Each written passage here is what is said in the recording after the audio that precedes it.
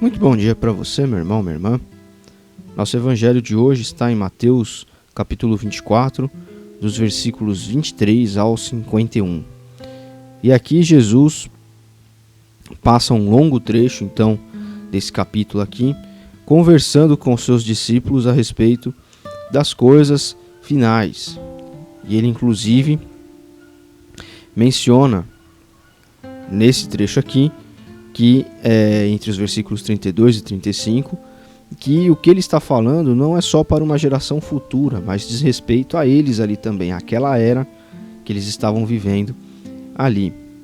Enfim, ele vai questionar, quem sabe, a hora, né? O dia, a hora, é uma verdade que ninguém sabe, só o Pai, nem os filhos, nem o Filho do Pai, né? Nem ele, nem Jesus Cristo, nem os anjos, ninguém sabe quando será o dia, a hora final deste mundo aqui, quando esse tempo, essa era desse mundo aqui material, palpável, né, o mundo dos sentimentos, o mundo aqui das coisas, né, que nós tocamos e nós sentimos, quando isso daqui vai terminar e quando nós entraremos em uma realidade espiritual, né, por mais que continuemos neste plano, mas em uma realidade espiritual.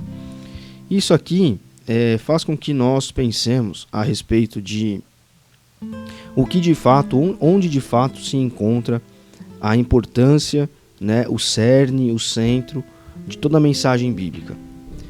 Eu já ouvi muitas pessoas falarem que toda a Bíblia aponta para o fim das coisas. Então tudo, desde o Gênesis até o Apocalipse, está indicando para o ser humano como essa vida deve ser vivida e como será a vida futura, enfim, a vida após a morte, o fim dos tempos, o apocalipse, enfim, cada um usa uma expressão.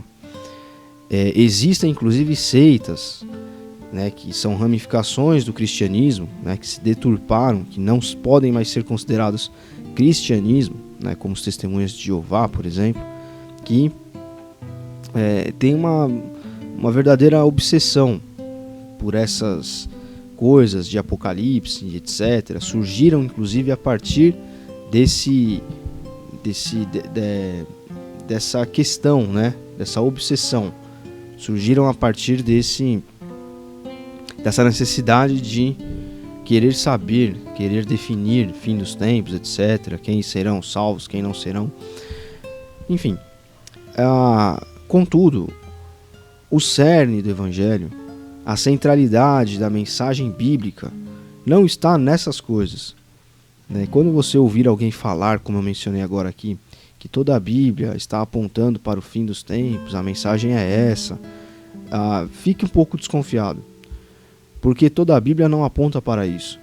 Toda a mensagem bíblica, todos os arquétipos que nós temos no Antigo Testamento, o próprio Evangelho, aquilo que acontece após a ressurreição de Jesus, aponta apenas para uma coisa: a insuficiência humana perante Deus e como então, a partir dessa insuficiência, o ser humano precisa olhar para Jesus e enxergar nele a salvação. O Evangelho é uma boa notícia. E qual é a boa notícia? A boa notícia é, olha, humanidade, existe agora uma boa notícia para vocês.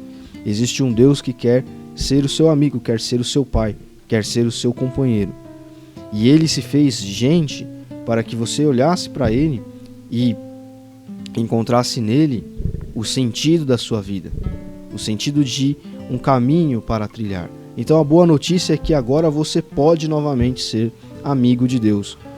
Você tem um acesso direto a esse Deus. Esse Deus, ele agora não é só um Deus, não é alguém que está lá em cima olhando as coisas aqui embaixo e dizendo o que está certo, o que está errado, se eu condeno, se eu não condeno, não.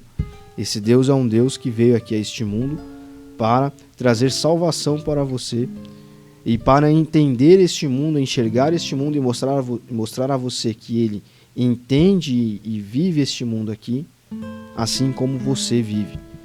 Então ele pode com propriedade dizer que ele é o seu amigo, ele é o seu irmão, ele é o seu pai, porque ele veio aqui e viveu como nós vivemos, ele conhece a nós como de fato nós somos. Essa é a boa notícia do Evangelho. Então há uma esperança, há um caminho, né? Se você tem vontade, há um caminho. O caminho é Jesus Cristo.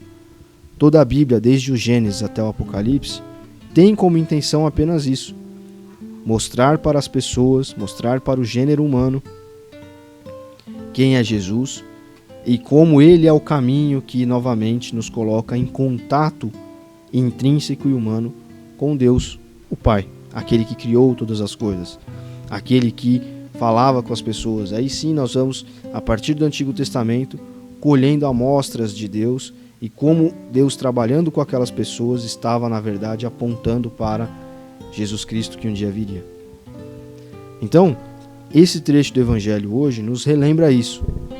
Olha, o Evangelho é simples. Foque no Evangelho. Fique no Evangelho.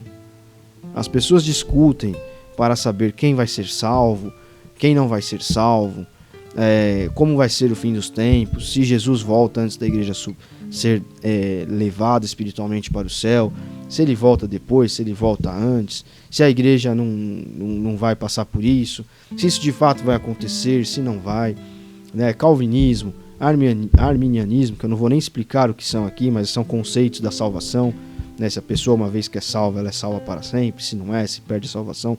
Enfim, as pessoas ficam montando discussões em cima de partes do Evangelho que são ínfimas, que não são a centralidade da mensagem, que não são que não é aquilo que de fato muda a vida das pessoas, que não é o cerne, o centro, o âmago, o núcleo da boa notícia do Evangelho.